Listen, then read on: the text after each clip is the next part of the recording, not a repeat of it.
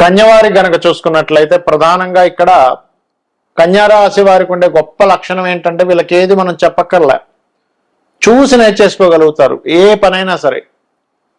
వీళ్ళకి ప్రత్యేకంగా ట్రైనింగ్ తీసుకోవడము అలా అక్కర్లే, బాగా మంచి తెలివితేటలంటే ఒక పనిని ఎలా చేయాలి అనేటువంటి విషయాన్ని చాలా జాగ్రత్తగా భయం ఉన్నా సరే లోపలే పెట్టుకొని దాన్ని బయటికి మాత్రం చక్కగా ధైర్యంగా పనిచేసేయగలుగుతారు. అయితే ఈ కన్యవారికి అసలు ఏ క్షేత్రానికి వెళ్ళాలి, ఇందులో ఉండే నక్షత్రాలు ఏమిటి అని చెప్పి చూసుకున్నట్లయితే ఇందులో ఉత్తర 4వ పాదం ఉంటుంది, హస్త 4 పాదాలు ఉంటాయి, చిత్త 1-2 పాదాలు ఉంటాయి.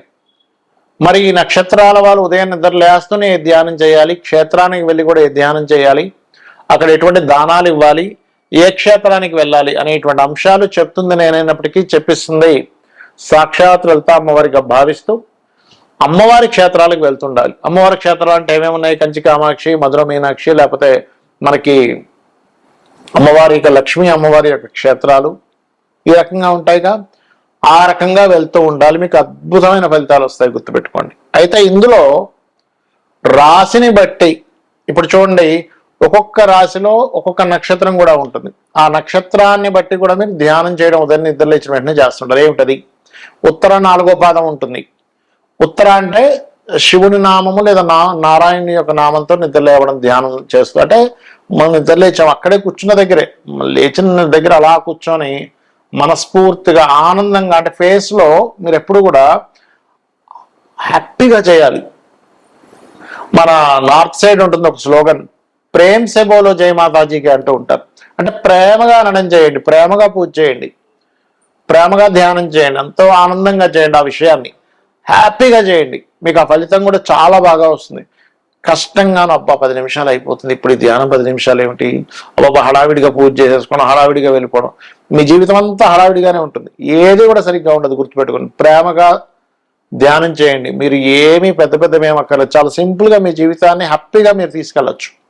అయితే ఇందులో ఉత్తరా నక్షత్రం వారు నమశివాయ కానీ ఓం నమో నారాయణ కానీ ధ్యానం చేయొచ్చు. హస్తా నక్షత్రం వారు అన్నపూర్ణ దేవిని ధ్యానం చేయొచ్చు, లేదా అన్నపూర్ణ అష్టకం చదవచ్చు మీరు లోపల మనసుతో. అదేవిధంగా చిత్తా నక్షత్రం వారు సుబ్రహ్మణ్యేశ్వర స్వామిని లేదా స్కందుని ఓం స్కందాయ నమః అనే నామస్మరణ కూడా చేయొచ్చు. కొంతమంది అయ్యప్ప స్వామి కూడా చేస్తారు, చేయొచ్చు, తప్పేం కాదు. అయితే మీరు ఇంట్లో ఉదయం నిద్రలేచనే ధ్యానం చేయండి. క్షేత్రానికి వెళ్తే అక్కడ ఉత్తరా నక్షత్రం వాళ్ళు అక్కడ సూర్య నమస్కారాలు చేస్తే చాలా మంచి ఫలితాలు వస్తాయి. బిల్వపత్రంతో అక్కడ ఉండే శివుడి మీద కనుక అభిషేకం చేస్తే మంచి ఫలితాలు వస్తాయి. హస్తా నక్షత్రం వాళ్ళు అక్కడ అన్నదానం చేయడం కానీ లేకపోతే ఏదైనా బియ్యము దానం ఇవ్వడం కానీ చేస్తూ ఉండండి. చిత్తా నక్షత్రం వారు కందులు దానంగా ఇవ్వచ్చు. అయితే ఇందులో ప్రధానంగా మరలా శని రాశుల్లోని చంద్రరాశుల్లో ఏ యొక్క గ్రహాలు ఉన్నాయి చూడాలంటే కర్కాటకంలో ఏ గ్రహాలు ఉన్నాయి, కుంభంలో మకరంలో ఏ గ్రహాలు ఉన్నాయి. అక్కడికి వెళ్ళి ప్రధానంగా అందరూ కూడా అంటే ఈ కన్యారాశిలో ఉన్న ప్రతి నక్షత్రం వాళ్ళు కూడా నువ్వులు బియ్యము దానం ఇస్తే చాలా మంచిది. నువ్వులు ఉండలు కూడా పంచవచ్చు అక్కడ ఉండేటువంటి వాళ్ళకి. కాకపోతే స్త్రీలకు పంచేటప్పుడు కాస్త చూసుకోవాలి నువ్వులు ఉండలు, ఎందుకంటే వాళ్ళు ఏదైనా ప్రెగ్నెన్సీతో ఉన్నట్లయితే నువ్వులు ఉండ వల్ల వాళ్ళకి మిస్క్యారేజ్ అయ్యే ఛాన్సెస్ ఉంటాయి. కాబట్టి ఈ జాగ్రత్త ఖచ్చితంగా తీసుకోండి. క్షేత్రానికి ఎందుకు వెళ్ళి చేయాలి అనేటువంటి సందేహం చాలా మందికి ఉంటుంది. ఏమి ఇంట్లో చేసుకోవచ్చు కదా, అదే శ్రీమన్నారాయణుడు వైకుంఠంలో ఉన్న శ్రీమన్నారాయణుడు లేకపోతే కైలాసంలో ఉన్న శివుడే గుళ్ళో ఉంటాడు, మన ఇంట్లో ఉంటాడు, మన లోపల ఉంటాడు అని చెప్తుంటారు కదా. అంటే ఇక్కడ క్షేత్రాలకు ఎందుకు వెళ్ళాలి అనే విషయం ముందుగా తెలుసుకోగలగాలి. క్షేత్రానికి ఒక మహిమలు ఉంటాయి, స్వయంభూ క్షేత్రాలు ఉంటాయి. ఆ స్వయంభూ క్షేత్రాలకి మన దేవతలు ఎవరెవరైతే ఉంటారో అష్టదిక్పాలకులు కానివ్వండి, బ్రహ్మాది దేవతలు కానివ్వండి, వీళ్ళందరూ కూడా వచ్చి దర్శనాలు చేసుకుని వెళ్తుంటారు రోజు. దేవతలకి కూడా వాళ్ళ యొక్క టైం పీరియడ్ అనేది ఒకటి ఉంటుంది. అంటే ఒక మానవ మాత్రుడే తన యొక్క జీవితాన్ని తపశ్శక్తితో ఒక్కొక్క స్టేజ్ దాటుకుంటూ వెళ్తూ ఉంటాడు.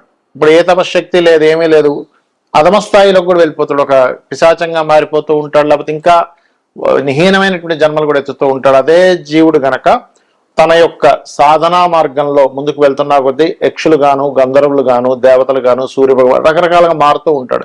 ఇవన్నీ పోస్టులు మాత్రమే. ఇప్పుడున్న సూర్యుడు వేరు, కొంతకాలం తర్వాత ఆ పోస్ట్ ఇంకోటికి వస్తుంది, ఇంద్రుడు పోస్ట్ ఇంకోటికి వస్తుంది. అలాగా వీళ్ళందరూ కూడా ఒక మానవ మాతృలుగా ఉన్నటువంటి జీవులు, ఈ ఆత్మలే రకరకాలుగా మారుతూ పురోగతి చెందుతూ ఉంటాయి. అలాగా ఆ దేవతలు, యక్షులు, గంధర్వులు, సిద్ధులు వీళ్ళందరూ కూడా భూమి మీదకి, ఎగ్జాంపుల్ తిరుపతి అనుకున్నాం, తిరుపతి మీదకి వస్తారు, తిరుపతి దగ్గరికి వస్తారు, లేకపోతే ఏ అరుణాచలము లేనట్లయితే కాశీ అనుకుందాం, లేకపోతే శ్రీశైలం అనుకుందాం, ఇక్కడికి వచ్చి సూక్ష్మ రూపాలలో, అంటే మన కంటికి కనబడకుండా ఉండేటువంటి, మన కంటికి అందదు అది, రూపాల్లో వచ్చి అక్కడ వీళ్ళు తపస్సును ఆచరిస్తూ ధ్యానం చేసుకుంటూ మరలా వెళ్ళిపోతూ ఉంటారు సూక్ష్మ శరీరాల్లో. అందుకే చూడండి, మానస సరోవరం అని ఉంటుంది. మానస సరోవరం దగ్గరికి వెళ్తే మీకు అక్కడ రాత్రి సమయంలో, అంటే తెల్లవారుజామున రాత్రి సమయంలో కాంతి పుంజాల్లాగా ఆకాశం నుంచి ఇలా నక్షత్రాల రూపంలో ఆ యొక్క సరస్సులోకి వెళ్ళి స్నానం చేసి వెళ్తున్నట్టు మనకు అనిపిస్తూ ఉంటుంది, చూపిస్తూ ఉంటారు. మీరు యూట్యూబ్లో కొడితే కూడా కనిపిస్తుంది. ఎక్కడి నుంచి వస్తున్నాయండి? మన మిగతా విశ్వంలో ఎక్కడా కూడా అలాగా భూమి మీదకి వచ్చి వెళ్తున్నట్టుగా కనిపించదే.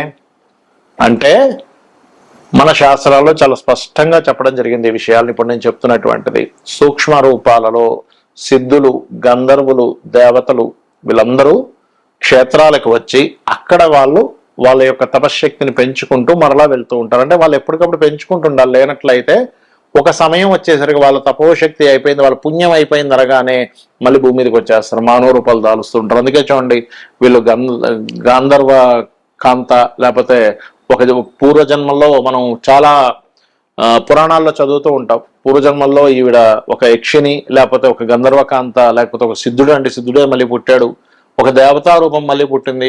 మనం భీష్ముడి యొక్క వృత్తాంతం కూడా చూసుకుంటే అష్ట వసువుల్లో ఒక వసువైనటువంటి భీష్మాచార్యుల వారు మనుష్య జన్మనిచ్చారని మనం చదువుకున్నాం, మహాభారతంలో ఉంటుంది. అంటే ఏమిటి?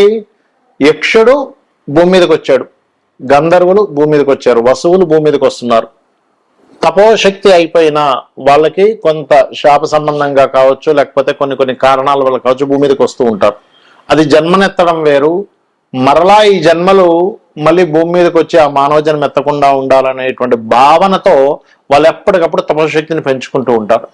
అలా ఆ యొక్క క్షేత్రాలకు వచ్చి తిరగాడుతున్నటువంటి వారికి ఎవరైతే వెళ్ళి అక్కడ తపని పడుతుంటారో, అయ్యో నాకు వివాహం అవ్వట్లేదనో, లేకపోతే సంతానం లేదనో, ఆరోగ్యంతో ఉన్నారనో, ఆరోగ్యంగా బాగుండాలనో, లేకపోతే పలానా సంపాదన సంబంధంగా ఇబ్బంది ఉందనో, లేనట్లయితే మరి కొంతమందికి అప్పులు ఉన్నాయనో, చాలా రకరకాల ఇబ్బందులు ఉంటాయి. ఎవరో కబ్జా చేస్తారు ల్యాండ్ అని, రకరకాలు ఉంటాయి. అందుకే మన వాళ్ళు పూర్వం సంతానం కలగట్లేదు అంటే క్షేత్రాలకు వెళ్ళరండి అనేవారు. క్షేత్రాలకు వెళ్తే ఎందుకు అవుతుంది అంటే అక్కడ ఈ దేవతామూర్తులు, సిద్ధులు వీళ్ళందరూ కూడా మన యొక్క తపనను చూసి కరుణతో వాళ్ళు ఆశీర్వదిస్తారు. అందుకే చూడండి, ఇక్కడ చేసిన దానికి క్షేత్రంలో చేసిన జపానికి 1000 రెట్లు ఎక్కువ ఫలితం, 1,00,000 రెట్లు ఎక్కువ ఫలితం అని చెప్తూ ఉంటారు. ఎందుకు? ఆ మహిమ అలా ఉంటుంది. మీరు ఇక్కడ ఒక్కసారి నమశివాయ అనుకున్న దానికి, క్షేత్రంలోకి వెళ్ళి అక్కడ నమశివాయ అనేటువంటి నామం పలికిన దానికి, లేదా ఓం నమో నారాయణాయ కానివ్వండి, ఓం శ్రీమాత్రే నమః అనుకోండి, ఏదైనా నామం చేసిన దానికి చాలా అధిక ఫలితం వస్తుంది. ఎప్పుడైతే మీకు అధిక ఫలితం వచ్చిందో, పుణ్యం అనేటువంటిది ఎక్కువ అధికంగా ఉందో, మీరు పూర్వజన్మలో చేసినటువంటి పాపం యొక్క ఫలితాన్ని అనుభవించేటువంటి యొక్క స్థితి తగ్గిపోతూ ఉంటుంది. అంటే ఎలా అంటే, చిన్న ఎగ్జాంపుల్ చెప్తా. ఒక వ్యక్తికి నెలకి ఒక 50,000 ఖర్చు ఉంది అనుకుందాం. 30,000, 40,000 సంపాదించే వ్యక్తికి చాలా భారం. కానీ 1,00,000, 1,50,000, 2 లక్షలు సంపాదించే వ్యక్తికి ఆ 50,000 చాలా తక్కువ. అలా ఏంటంటే మన పుణ్యం శాతం యొక్క ఎక్కువగా ఉంటే మనం పూర్వజన్మలో చేసినటువంటి పాపం యొక్క ఫలితాన్ని అనుభవించడానికి మనకు శక్తి సరిపోతుంది. కాబట్టి ఇలా చేయండి. ఇందాక నేను మీకు విషయం చెప్పాను, 6వ భావంలో ఉండే గ్రహాన్ని బట్టి దానం ఇవ్వాలని. 6వ భావంలో రవి ఉన్నాడు అనుకోండి, గోధుమలు దానంగా ఇవ్వండి. చంద్రుడు ఉన్నాడు, బియ్యము తెలుపు రంగు వస్త్రం ఇవ్వండి, గోధుమలతో ఆరెంజ్ కలర్ వస్త్రం. కుజుడున్నాడు, కందులు ఎరుపు రంగు వస్త్రం. బుధుడున్నాడు, పెసలు గ్రీన్ కలర్ వస్త్రం ఇవ్వండి బుధవారం నాడు.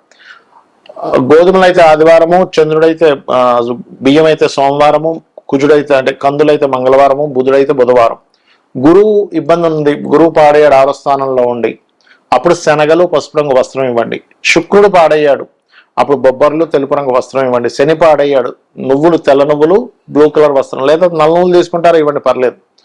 రాహు పాడయ్యాడు 6వ స్థానంలో ఉండి, మినుములు సిమెంట్ కలర్ వస్త్రం. కేతువు పాడయ్యాడు, అప్పుడు మీరు చేయవలసింది ఉలవలు మల్టీ కలర్ క్లాత్. ఈ దానం ఇచ్చేటప్పుడు కూడా గోత్రము, నామము, మీ సంకల్పం ఏంటని చెప్పి ఇవ్వండి. చాలా మంది తెలియక ఒక మూలన పెట్టేసి వెళ్ళిపోతామండి, అయిపోతుందేమో అనుకుంటారు. మూలన పెట్టేసి వెళ్తే మీ అకౌంట్లో డబ్బులు పడాలి. మీరు బ్యాంక్కి వెళ్ళి మూలన పెట్టేసి వెళ్తే మీ అకౌంట్లోకి వెళ్తుందా? వెళ్ళదు.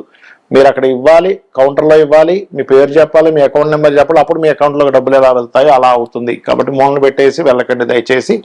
మీకు అంతగా ఎవరు తీసుకోవట్లేదు అనుకుంటే అప్పుడు ఆ పదార్థానికి ఇంకొక పదార్థం వేరుగా, అంటే నువ్వులు పెట్టకూడదు, గోవుకి పెట్టచ్చు, గోవు పెట్టచ్చు. కానీ ఎంతైనా మీరు సంకల్పం చదివి ఇవ్వడమే మంచి ఫలితాలు ఇస్తుంది. శ్రీమాత్రే నమః.